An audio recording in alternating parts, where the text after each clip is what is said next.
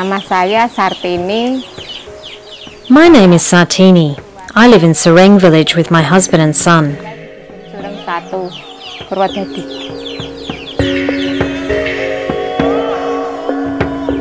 Kehidupan saya sehari-hari, setiap hari saya pergi ke ladang. We go to the field every day from morning until mid-afternoon. We look for grass for the goats. During the rainy season, we grow rice and corn. Pagi itu dangir jagung. Waktu kemarau panjang yang sangat panjang mungkin. The dry season, if it's a long spell, will last more than 5 months. Before, to anticipate the water shortage, we would only take a bath every 2 days. As farmers, we kept goats, and often we would have to sell our goats to buy water. Whenever I recall how it was back then, it really breaks my heart.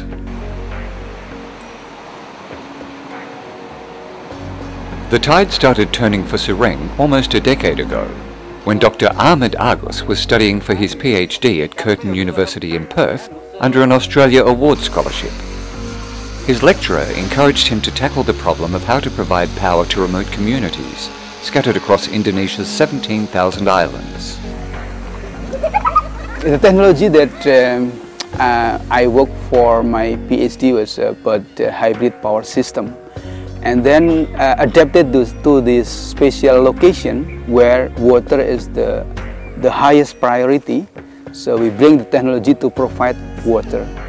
The system he developed, together with fellow students, won an International Engineering Award, and the prize money gave him the chance to finally ease a burden that Dr. Agus had carried with him since working as an intern with the Indonesian government in 1998. I was deployed for 9 months in the region like this one. In fact, I learned how hard life is, how hard life was kind of remote rural area. I learned how the natural changes from wet season to dry season, and how water just disappear.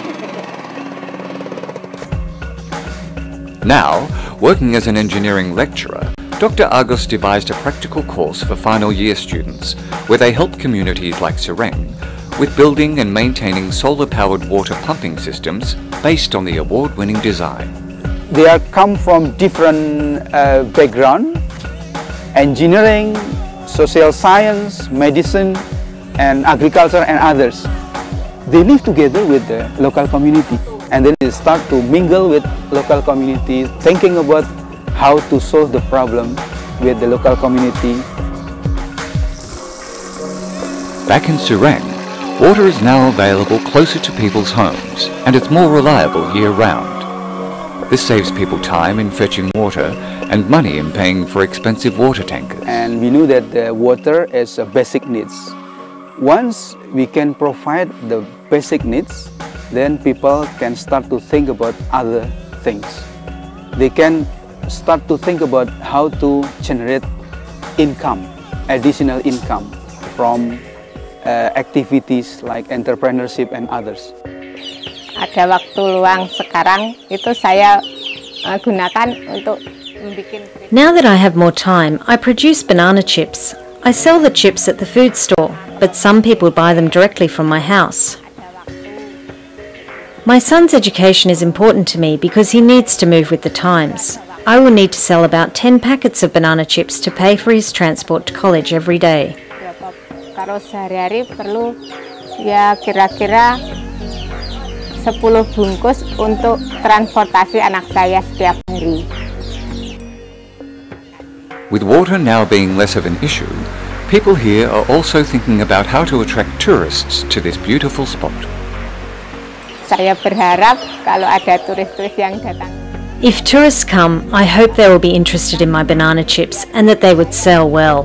Laris gitu. If we can provide more this kind of activities, business and others, hopefully develop and flourish. Hopefully youngsters start to think about choice to stay here, to work here, to develop here, to also to participate in the development in the location. The Ministry of Public Works were so impressed that they adopted Dr. Agus's system and are now coordinating a network of 10 universities to replicate it. What started as a PhD project in Australia has now grown into a huge potential for people across Indonesia.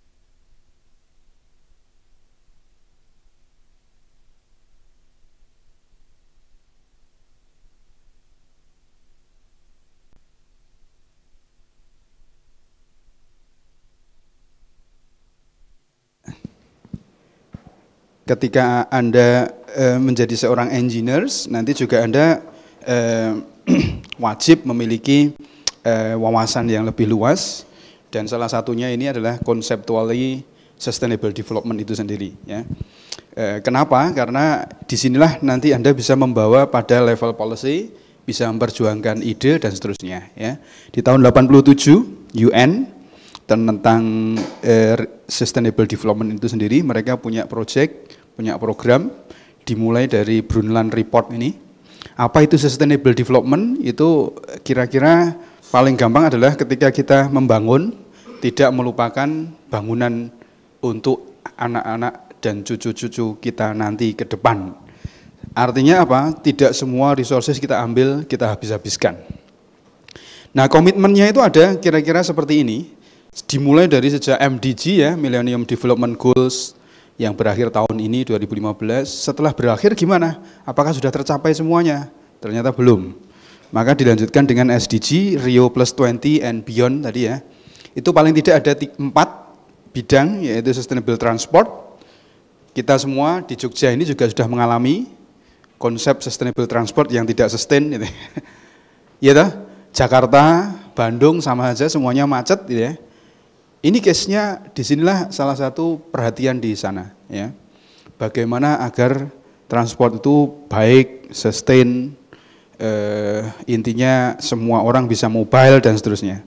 Kemudian corporate responsibility, bagaimana perusahaan-perusahaan itu punya tanggung jawab. Tidak seperti saat-saat ini di Indonesia, ketika perusahaan-perusahaan dengan gampang membakar. Ya. Ada yang dari Riau? Enggak ada? Enggak ada. Ada yang dari Padang? Sudah mulai kena ya. Ada yang dari Kalimantan? Nah, itu sudah kena semua ya. Nah, case-nya separah itu kira-kira.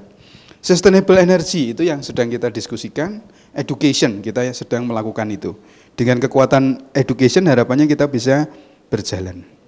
Idenya sampai seorang sekjen PBB itu mengungkapkan dan istilahnya apa ya, kalau bahasa pejabat itu apa, ngomong tentang saya sahkan misalnya gitu ya. Ada tahun 2012 tiba-tiba si Ban Ki-moon langsung ngomong menegakkan sustainable energy for all gitu ya. Ban Ki-moon itu siapa, backgroundnya apa gitu ya, nggak perlu gitu ya. Tapi kelihatannya dia politisi, tapi apa yang diucapkan adalah sesuatu yang kuat sekali, yaitu konsep 3 pilar sustainable energy untuk semua. Jadi semua orang itu punya hak universal access untuk modern energy services. Kalau di Indonesia ya orang Jawa sama orang yang di kepulauan yang enggak jelas namanya pun belum tentu ada, itu harus punya hak yang sama. Hak loh ya. Perkara dia bisa akses atau tidak itu nanti dulu gitu ya. Bener enggak? Realnya kan gitu. Realitas. Di mana Mas? Manokwari atau di mana Mas? Manokwari. Atau di Jogja. Kira-kira ngerasain gimana bedanya Mas? Ya ada bedanya ya, misalnya ya. Tapi harusnya dia punya hak yang sama. Ketika kamu sedang kos di sini, pagi-pagi pengen bangun, air di keran dibuka, air sudah ngucur, gelap nyeklek, lampu nyala. Harapannya. Tapi kapan untuk Indonesia itu sendiri? Kita nggak tahu. Tapi itulah kehendak dari ini. Kemudian double global rate of improvement in energy efficiency. Karena penggunaan suplai yang besar-besaran tanpa energi efisiensi juga nanti sama saja. Nanti akhirnya juga, loh kok nggak cukup-cukup gitu ya. Kemudian double the share of renewable energy. Ini yang menarik untuk kita-kita yang sedang belajar tentang renewable energy dan bagaimana kita mengaplikasikan. Maka muncul RE Future 2050. Ya, 80% untuk Amerika dan seterusnya. Nah, ini sustainable energy, energy accessible, cleaner, more efficient, powers opportunity. Harapannya seperti itu. Pengen belajar lebih lanjut, silahkan nanti cek apa itu konsep-konsepnya dan seterusnya. Nah, di kuliah yang lain, saya juga ngisi kebetulan di IUP, International Undergraduate Programnya FEB. Itu mahasiswa-mahasiswa gini saya desain, saya minta untuk berdiskusi tentang problem challenge untuk sustainable development in different level, beberapa level. Levelnya lokal, yang tadi itu kita merasakan bersama. Pak, setiap pagi jam 7, kalau kuliahnya jam 7, saya macet Pak jalannya, jadi saya minta agak 7.30 misalnya. Gitu. Iya kan? Lokal. Nasional gimana? Pak, saya nggak bisa bernapas Pak, misalnya gitu. Karena asap, ya toh? Barusan, sekarang. Regional, Malaysia maupun Singapura kena juga. Mereka protes ke dunia internasional, entah mau nurunin United Nations atau apa, itu mereka protes. Kami yang nggak ngapa-ngapa kena asap. Tapi pengusahanya dari mana gitu kan, pertanyaannya gitu. Oh ternyata juga ada pengusaha dari sana gitu ya, yang bakar. Nah case-nya gitu. World gimana? Dunia. Dunia juga bisa menyorot kita ketika semua dibakar, orang hutannya dibunuh misalnya. Para pemerhati lingkungan dan seterusnya. Bisa. Nah ini case yang waktu itu saya teskan ke para mahasiswa, ada yang dari Jepang, ada yang dari mana? Dari Belanda, dari Jerman, dari Eropa juga ada ya. Yang menarik adalah teman-teman dari Jepang ya. Mereka mengangkat isu Fukushima nuclear accident ya. Dan itu suara seperti Anda usianya ya, atau adik Anda lah. Mahasiswa semester 1, 2, 3 gitu ya. Untuk mahasiswa asingnya. Itu menyuarakan bagaimana Jepang dengan Fukushimanya.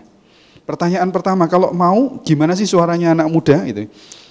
Ya kalau boleh nggak pakai Pak, tapi permasalahannya, nah ini orang Jepang itu kan gitu, sadar gitu ya. Maunya enggak, tapi kalau nggak ada apa-apa ya kami harus menguasai teknologi ini dan membuat teknologi itu se-safe mungkin, seaman mungkin. Itu jiwanya Jepang. Itu ke anak-anak loh ya, ke anak-anak mudanya loh saya tanya. Sesungguhnya gimana? Ya kepengennya enggak, tapi nggak mungkin. Ya toh, itu menarik ya. Sehingga ya kami akan mengusahakan teknologi yang seaman mungkin.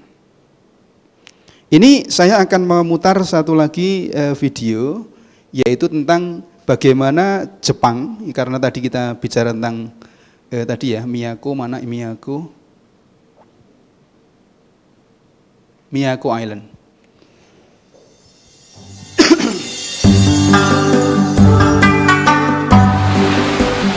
An emerald green ocean, colorful nature, and a bright sun. These are what define the island of Miyakojima.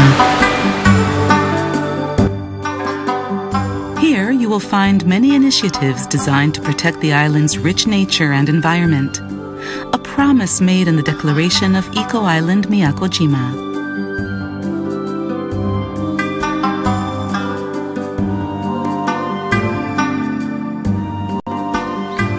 Playing a role in preserving this beautiful environment for future generations is Toshiba's technology.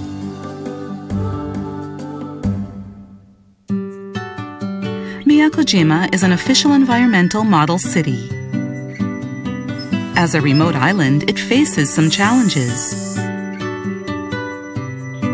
Energy and resources need to be transported in by sea, making fuel expensive. And typhoons can cause damage to the island's electrical grid. Together with the city of Miyakojima and Honda, Toshiba has developed a project that involves the use of a micro-sized electric vehicle, the MC Beta, and charging stations. The Charging stations use Toshiba's solar panels and storage cells and are available to both privately owned EVs and official use MC Betas. They can also be used as emergency power sources during outages caused by typhoons. ステーションが一般家庭にも同じシステムが普及することによって電気自動車と組み合わせて使うということができるようになればより環境にもいいですし停電が起きた際にも電気が来なくても車を使うことによって電気を運ぶことができますのでそういった活用の仕方も沖縄の離島ならではの使い方として提案ができるのかなと。By using renewable energy and storage cells, this next-generation automotive system from Toshiba cuts down on carbon emissions and fuel costs and ensures stability in an emergency.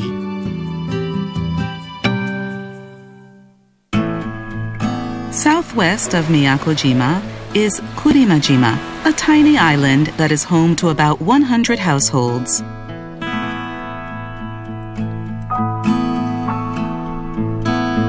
Kurimajima is making the first ever attempt in Japan to live entirely on renewable energy.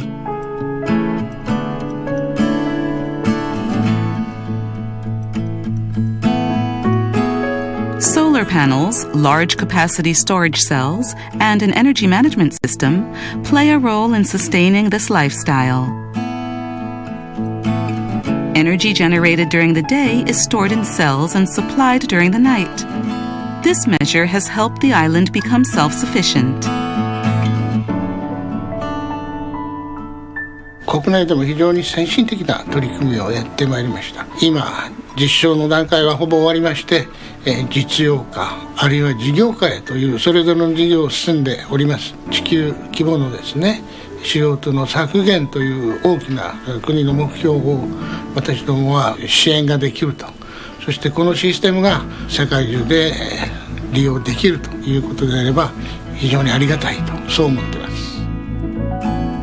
Establishing a universal model for self-sufficiency could help other islands in Japan, as well as island regions around the world, to achieve energy stability and contribute to the global reduction of carbon emissions.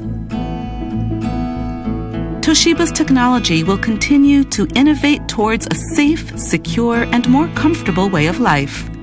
That is Toshiba's smart community vision.